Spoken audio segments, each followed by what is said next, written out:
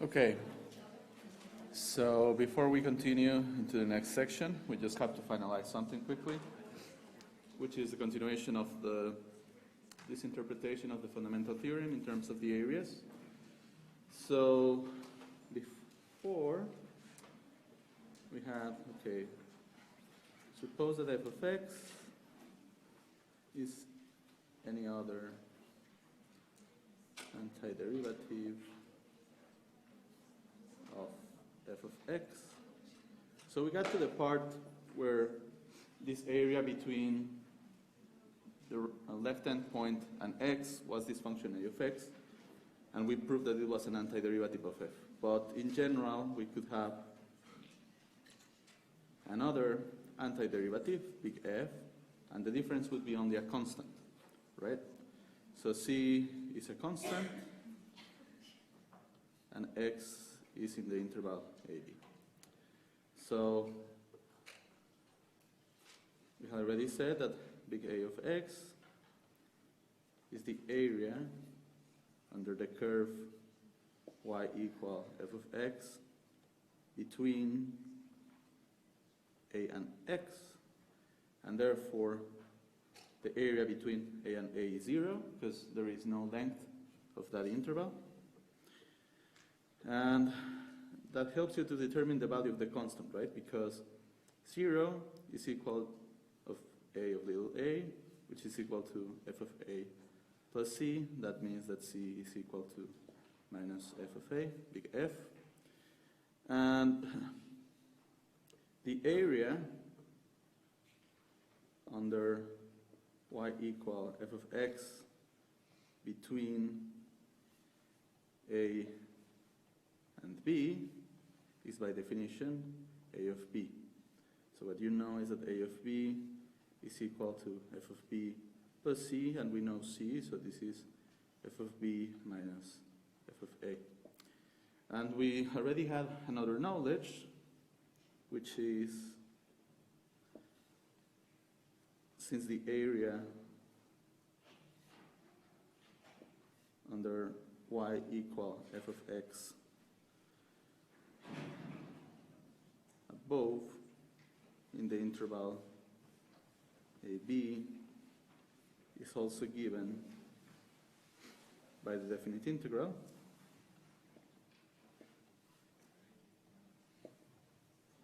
which is the integral from a to b of f of x dx, then basically the summary is that the integral from a to b of f of x dx is equal, of course, by a of b, by definition of the function a, which is f of b minus f of a, which was the claim of the fundamental theorem of calculus. So this is basically just to give this interpretation of the difference in terms of the antiderivatives as the area under the curve, which is related to the fundamental theorem. But okay, it's in a way just iterating over the concept that we have developed before. And that would be the final note. Now what we would do is to jump into applications of definite integration. So okay, part of this we saw yesterday. We now jump to the next section, which is applying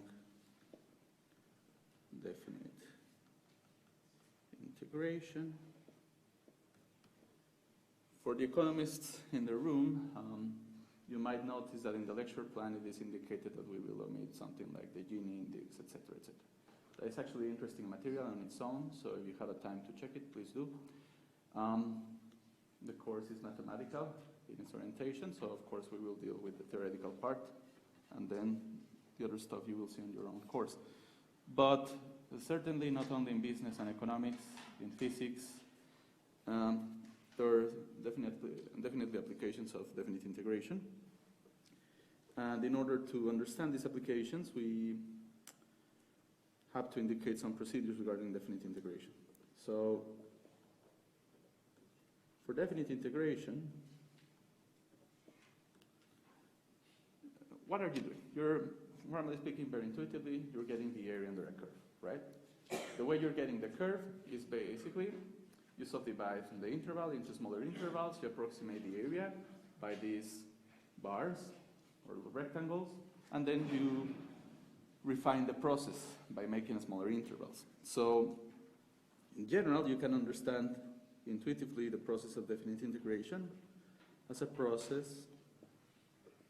that accumulates an infinite, and you will see why I will put the quotations mark, infinite number of small pieces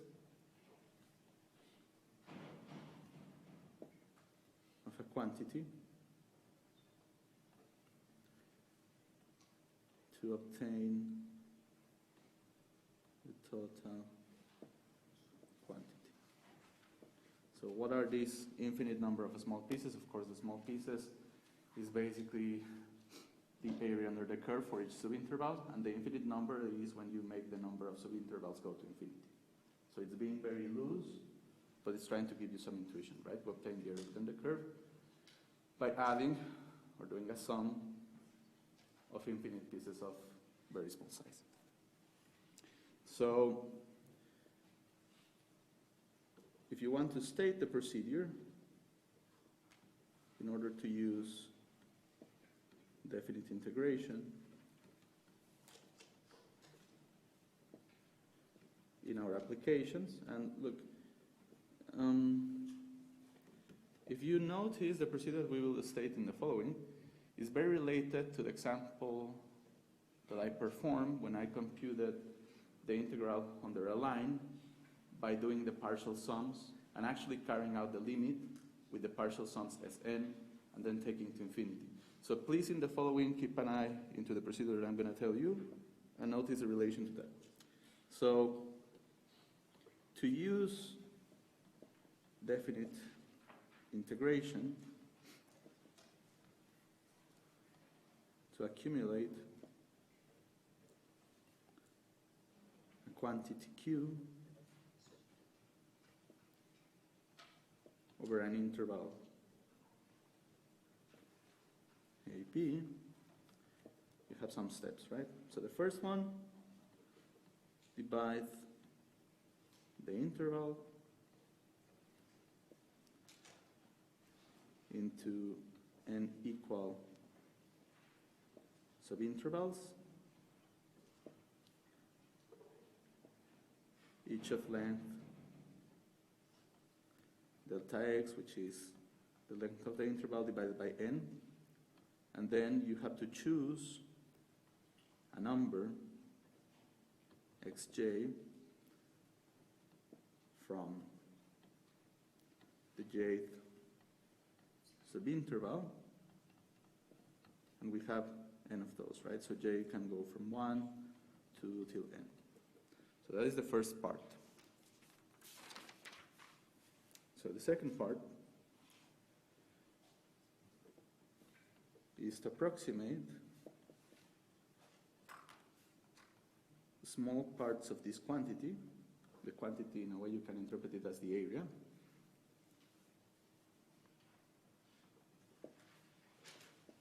The quantity Q by products of the form f of xj delta x. So if you think about it, delta, well, sorry. The mark is not working. If you think about it, okay, this quantity, we have the base, so the width delta x, and f of xj is an approximation of the, so you have the height at that point, right? So it's going to be this rectangle or this bar with which we're going to approximate the area or this quantity. So f of x is an appropriate function that is continuous on AB. What this is telling you is that you're going to obtain Q by performing an integral over f on the interval AB. So we have several examples. So the third part, or the third step, is to add the individual approximate products, the products of this nature, to estimate the total quantity, which is called Q, by the Riemann sum. So if you remember, the Riemann sum is f of x1 plus f of x2 plus f of xn, all these with the common factor delta x. So, and while you write, well, at that time, Riemann was a very famous German mathematician. At that time, the best of mathematics was done in Germany. Maybe some people even talk about Riemannian geometry, so that's another topic. But we're going over the limit procedure that we did last time, which is basically what we will do is to extend the number of subintervals to a limit n approaching infinity. The fourth step then is, so at this point, the area, or this quantity, is approximate. It's the same case as the area, right? I mean, we were just approximating instead of the actual area below the curve, just taking rectangles that approximate the area. So now the way we will do this exact is to make the approximation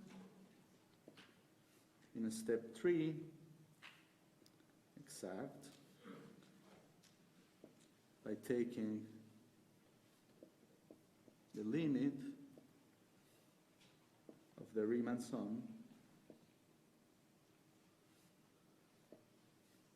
as n approaches infinity plus infinity to express Q as a definite integral. So what we want to say is basically that Q will be the limit as n approaches infinity of the sum f of x1 plus blah blah blah plus f of xn, all this sum multiplied by delta x, and this is by definition the definite integral from a to b of f of x dx. And the last part in this step is to use the fundamental theorem of calculus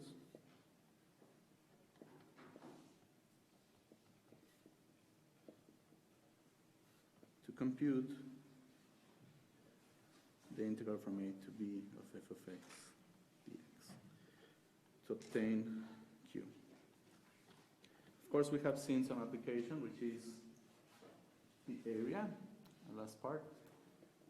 If you remember, we did some problems where we performed the integral of a derivative. So, yeah, sure. Sure, of course. Can you see now?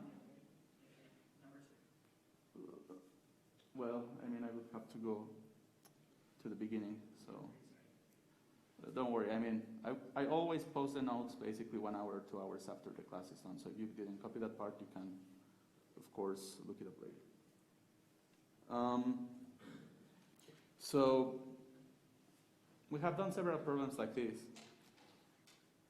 And the problems that we will do in this section will be of two sorts. In this section, the quantity that we will measure is basically the area bounded by two curves on an interval. And the second set of examples is something related to the average value. So the integral lets you define the average value of a quantity, which we will see at the end of this section. But just to keep in mind, of course, we have seen an example like this before. And the first quantity that you can think about is the area below the curve. The procedure is exactly the same. It's just that the application is slightly different in this case. So, okay, now, I'm really glad that in the book they actually introduced the summing notation later. So this is important, because if not, all the writing in mathematics becomes very cumbersome. So the same notation that I use to do this example of the partial sums for a linear function actually will come up now. So we have some summation notation, which is, okay, let's say that you want to add some numbers, a1 plus a2 plus blah, blah, blah, till an. So there is a notation for this, and this is the sum from j equal 1 to n of the terms aj. So if you have not seen this notation before, this one is indicating where do you start. So you start with this term, which is a1, if you think about it. Then you end with j equal to n, as you have here. And then the aj's is the expression for the general term in the sum. And, well, I'm pretty sure you have taken a course in Greek etymologies before. So sigma is a capital letter, the equivalent of S in the Greek alphabet. So it's the Greek letter sigma, which is used to denote a sum. The only reason I'm writing in capital letter is because sigma this is the capital sigma in the Greek alphabet. So if we want to polish our expression for the Riemann sum, basically the sum of f of x1 plus f of x2 till f of xn, all these multiplied by delta x, it's basically equal to the sum from 1 to n of f of xj delta x. If you remember, this is the notation that I used 2 classes ago to do my example of partial sums Sn. It's exactly the same. But now we're dedicating enough time to be comfortable with the notation, right? So perhaps you have seen it before, perhaps not. If not, well, it's notation and you have to get used to it. So the example that I was telling you is basically to compute the area between two curves. I could do well, before I do the drawing, I will just state the problem. So let two functions f and g be continuous. They are non-negative. So that means that f of x is greater or equal to 0, and likewise for g. And we're going to assume that they satisfy that f of x is greater or equal than g of x on the interval a, b. Okay? So if you want me to do a picture, basically you have something like this. Let's say you have two curves, f and g. You have your interval, a, b. F is always greater than g, so this is y equal f of x. This is y equal g of x. And actually the motivation of this example, so this is the y-axis, will be to find the area between the two curves. Okay? So, well, if you want to think about it, the area of R is basically, well, it's the difference between the area under F minus the area under G. That is kind of clear, right? I mean, if you think about the picture, because look, let's say that you only compute the integral of F, right? So that will give you this whole area. The integral of G will give you only this. So if you take the difference between these two, you only get this, which is what you want, is the integral of the difference. Do you see? By taking the difference between these two functions, I haven't written exactly the definite integral. But if I take the difference between this integral and this other integral, the area or the result of that difference is precisely this. It cannot be anything else, right? Intuitively, do you have, yeah, is that clear? So, look, let me express now formally what we want to do, okay? So,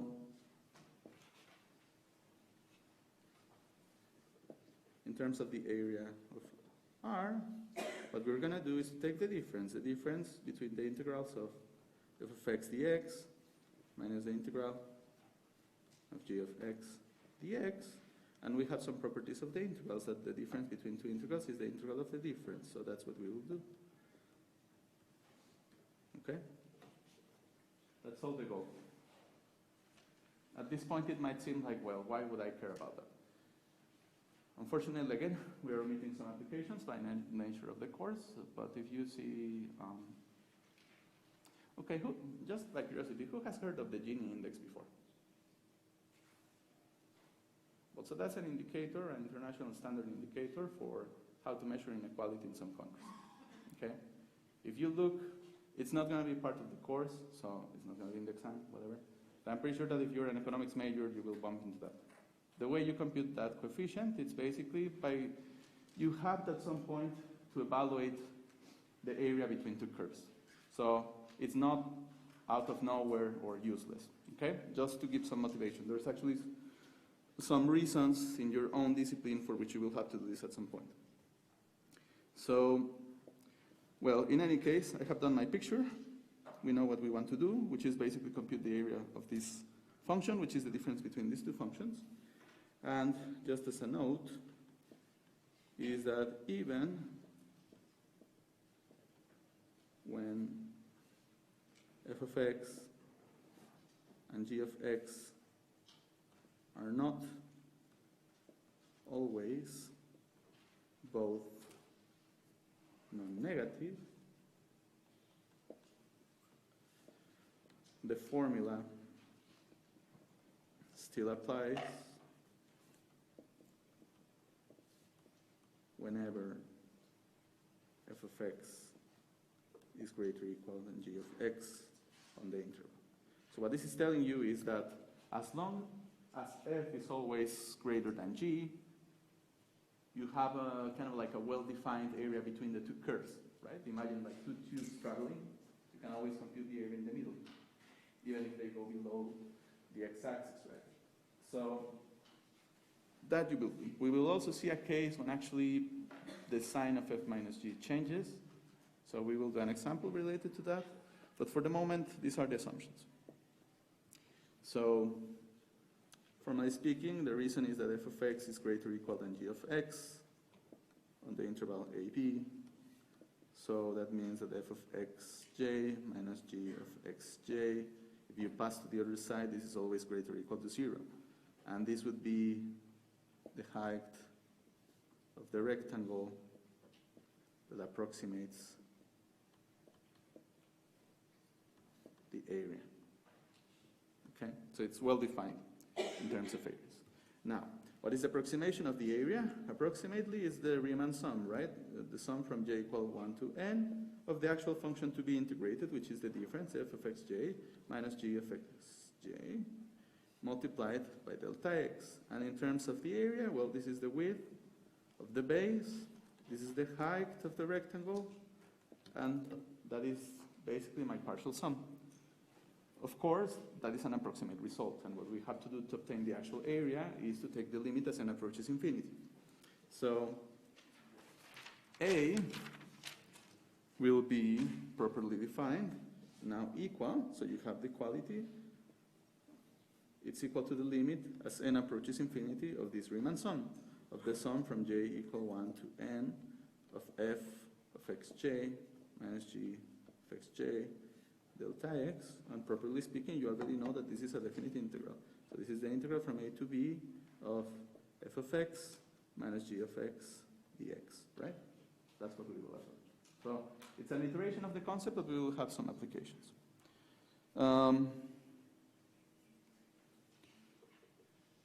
Yeah, so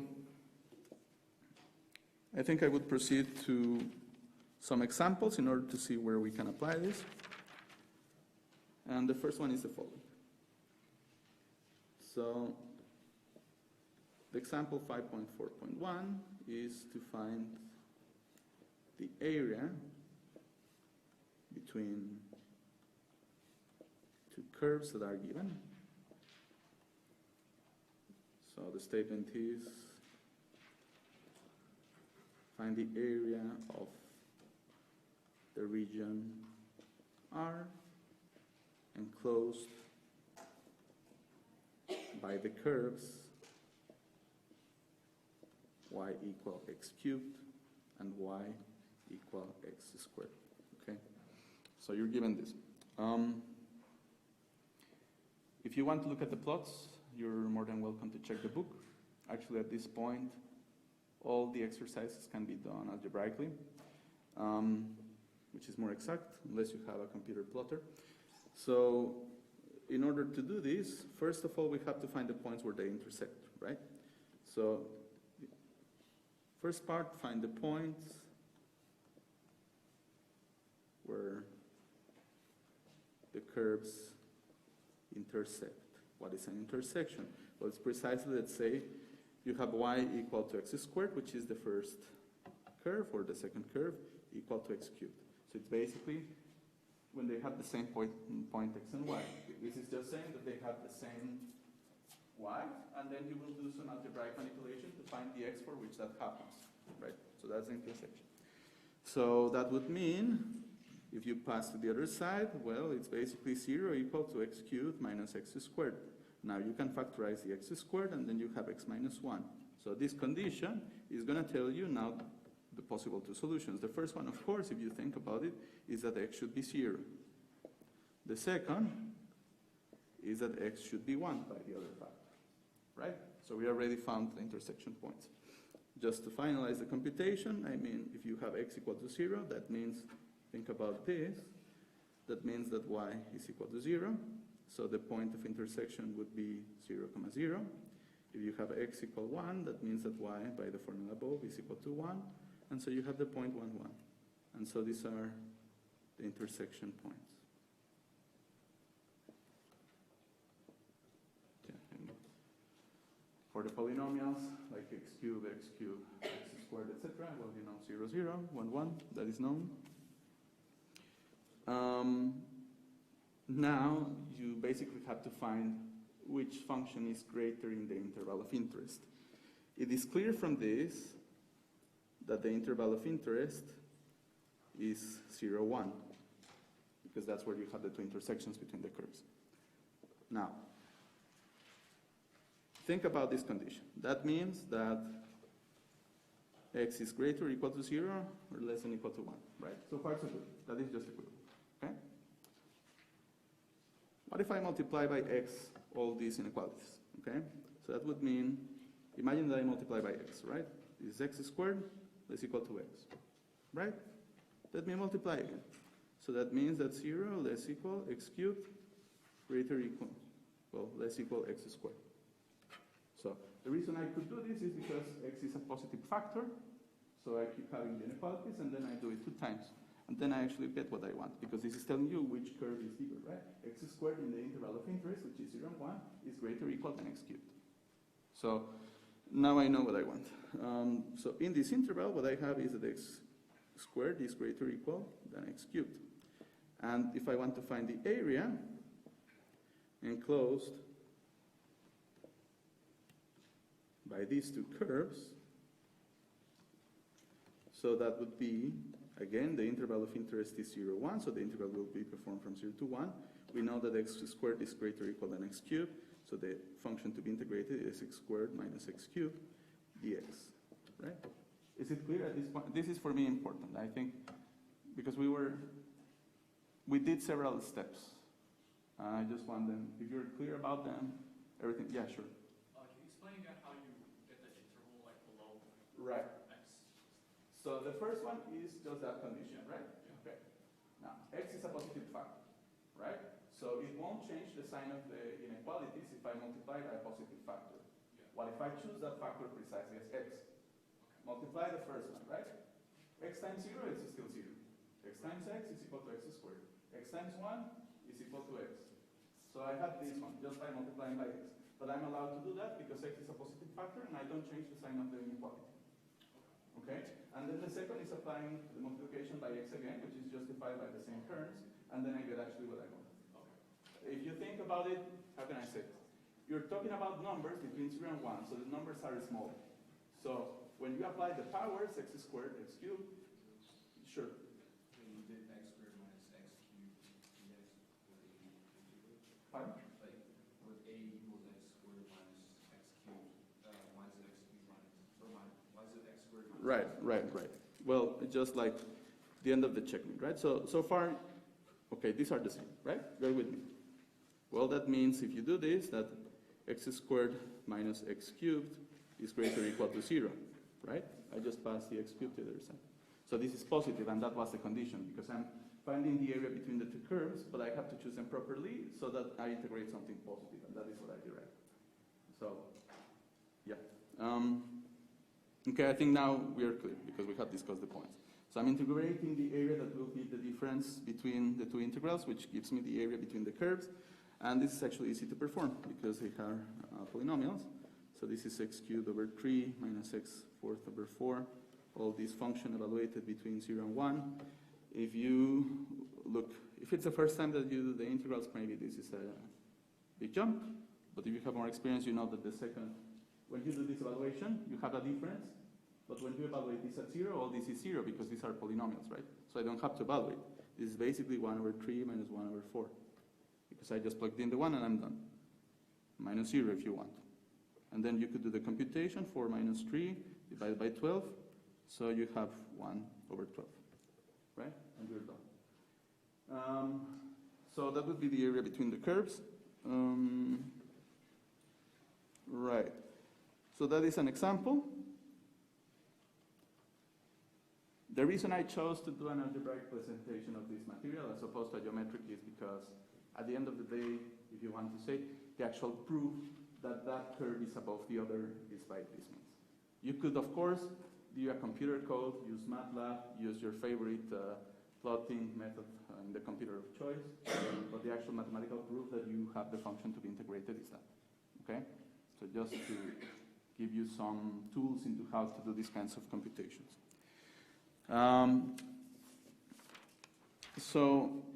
Okay, life is easy so far because we chose an interval over which one function is always greater than the other.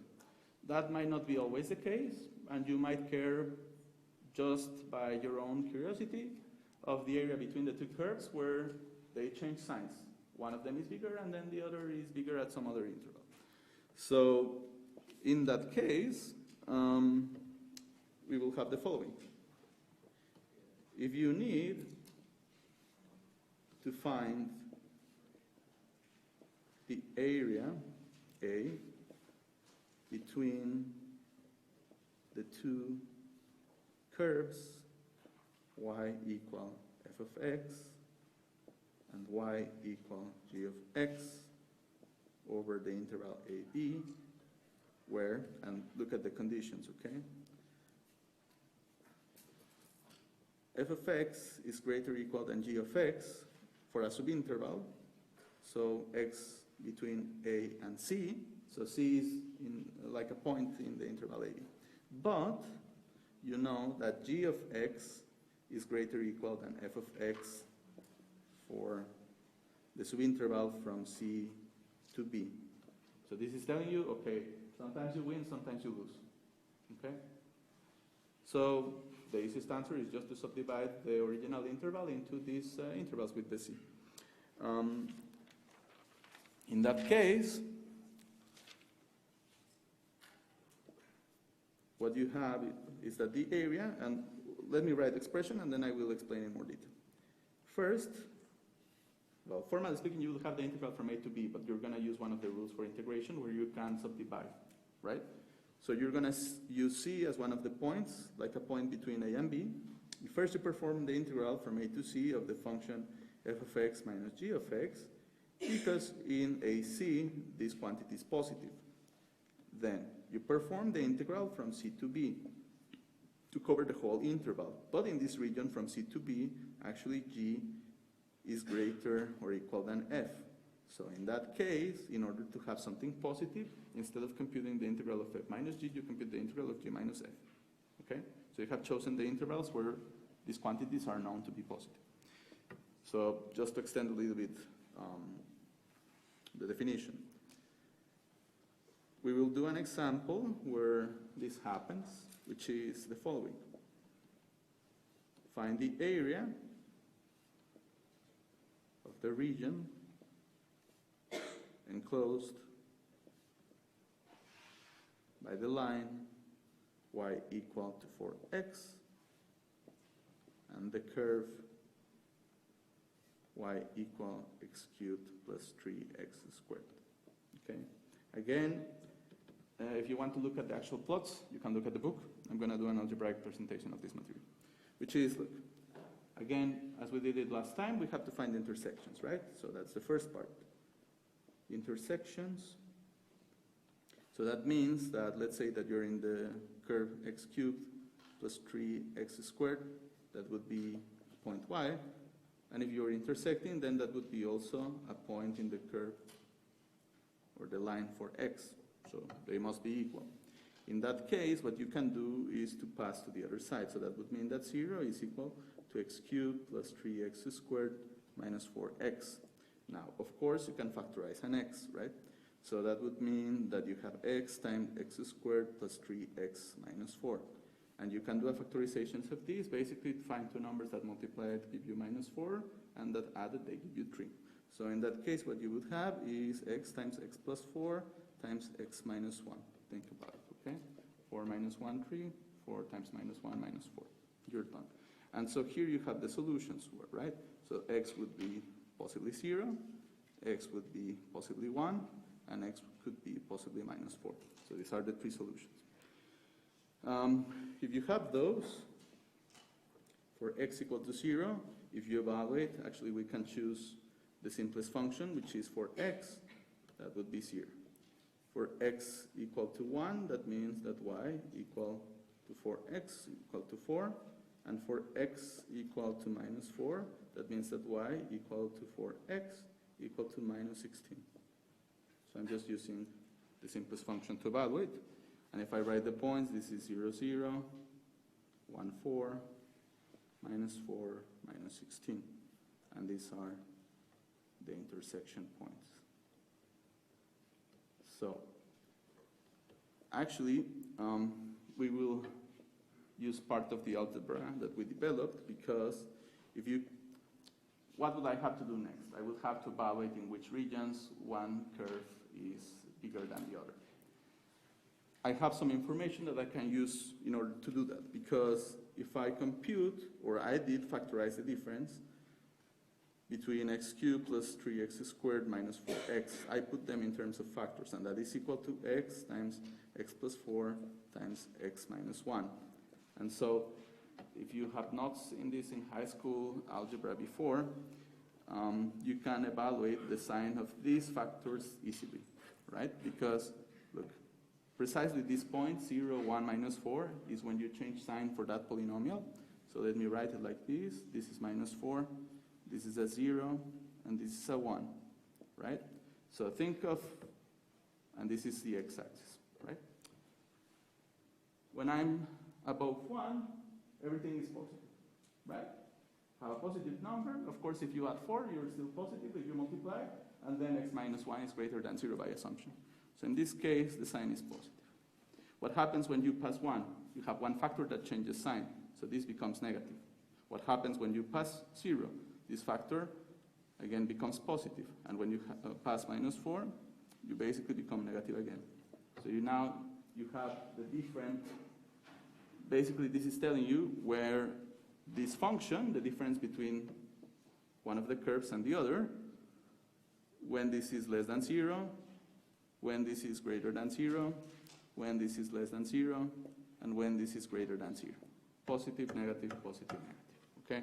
And I didn't need to draw the curves. Of course it is, because we're dealing with polynomials which were easily able to be factorized. That might not be always the case.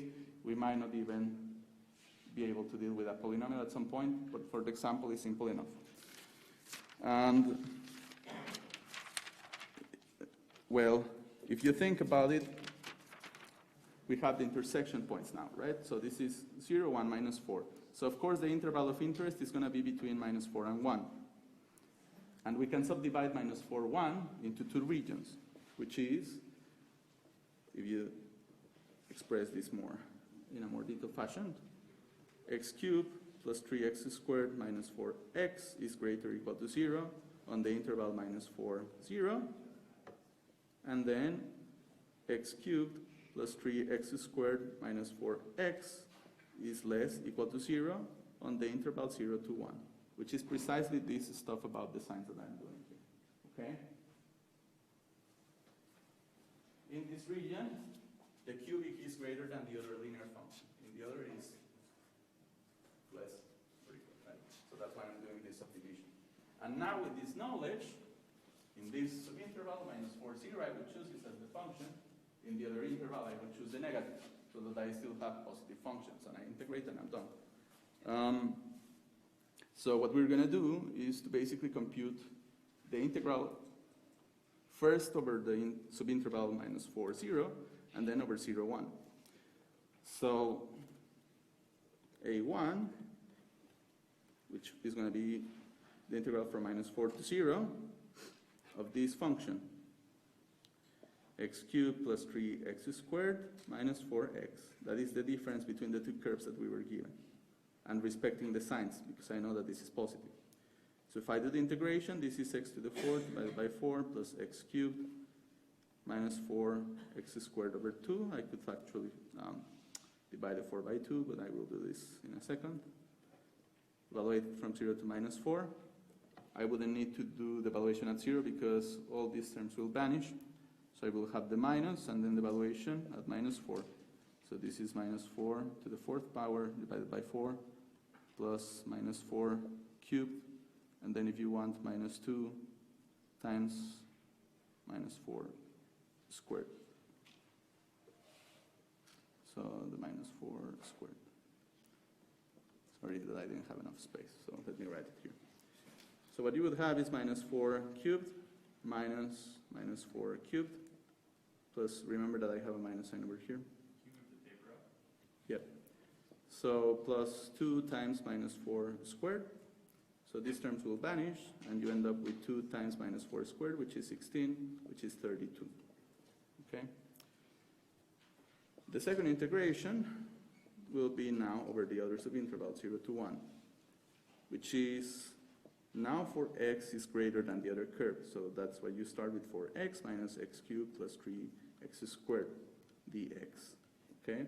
So again, you do the integration. So you have 2x squared minus x 4 to the 4th power minus x cubed.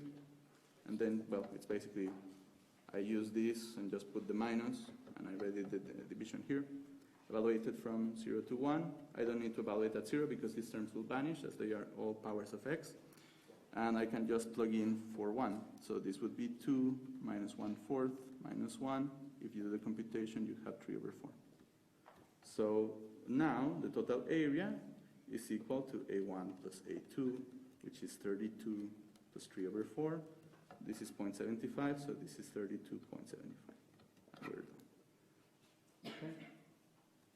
I mean, I think what you learned from this example is more the algebra needed to know where the function is greater than the other, rather than the actual integral in itself. I think that's the good thing to learn on how to manipulate this. So, the second application, as I mentioned, was related to the average value. And I would say that for definite integral, that is pretty much, well, of course you understand the definite integral as the area under the curve. That is definitely the most intuitive example. When you go into disciplines where they use the definite integral as the effect of some event, that result of the definite integral what you will get is basically an average value, which is telling you the average effect of that process. Let's say, just quickly, I mean, sounds are produced by basically sine and cosine waves, and when you have sine of kx, the frequency is related to k. Okay? In any case, the average effect of a sine wave, if you measure over the interval of periodicity of that, is 0, because it goes from positive to negative and it has some symmetry. So, I'm trying to introduce some motivation into why to study the average value of a function by means of the integral. So, if we want to find... Can you focus the camera, please? Is it unfocusing? Okay. Well, okay. Does it make it better? Has it been unfocusing all the time during the class? Just now? Okay. That's good to know.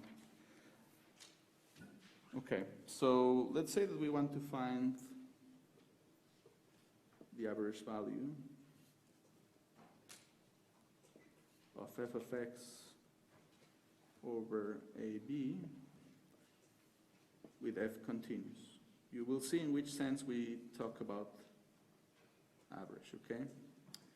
So you could divide the interval into n equal points. Again, it seems the same strategy. However, look, in a way the math doesn't change, the interpretation does change. Okay, and perhaps a good advice in math is that as long as you have good intuition, you will become more powerful. So different interpretations are good for a reason. So you divide the interval into n equal parts of length, we already know, delta x equal to b minus a divided by n.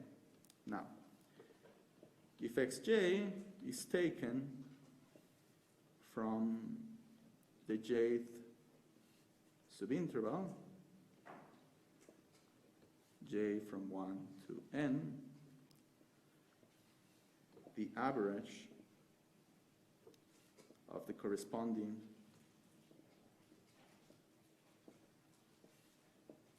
functional values f of x1 till f of xn is, and you will see how I will define the average. The usual way you would do it. First you define it as a sum, right? F of x1 plus so this sum divided by the number of elements you're taking in the sum, right? Now, of course we have a name for this. Well, first we have some notation, which is the Riemann sum, that I'm really glad that the book started to use. F of xj, then divided by n. Now we will do some algebraic manipulation to put this in a nicer fashion, because again we will perform a limit. So this Bn approximation of the average, if you multiply and divide by b minus a, which is effectively multiplying by a 1, so you do nothing. You multiply this Riemann sum, the sum from j equal 1 to n of f of xj divided by n, and you can actually select your coefficients appropriately. So let's pass the n over here, and then you have the partial sum j equal 1 to n of f of xj divided by b minus a. It's just the same, okay? I'm just factorizing appropriately, because now you recognize that this is the delta x.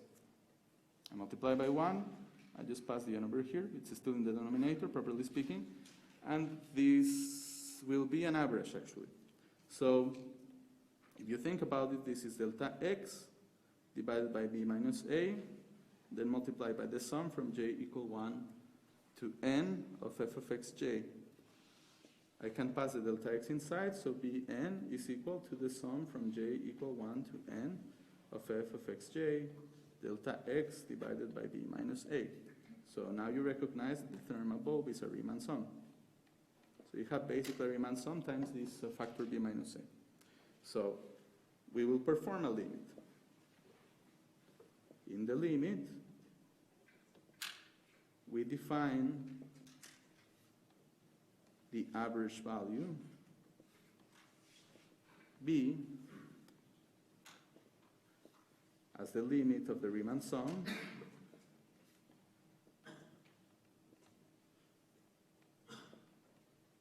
bn as n approaches infinity. Of course, what we're going to get is an integral again, right?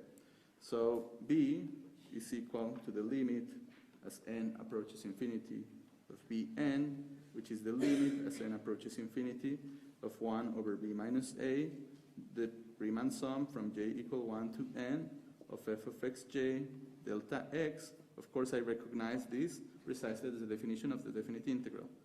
So what I have, basically, okay, take out the 1 over b minus a because it's a constant. You have integral from a to b of f of x dx divided by b minus a, right? And if you think about it, okay, this is basically the average value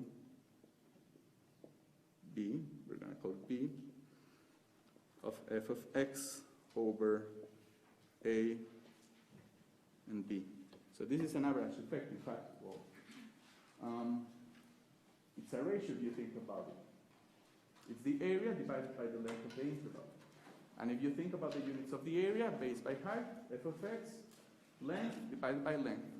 So what we're going to get by this is basically a constant which is going to have the same effect in average as the whole function when integrated. So just think about it. We will finish this topic next class, and have a good weekend.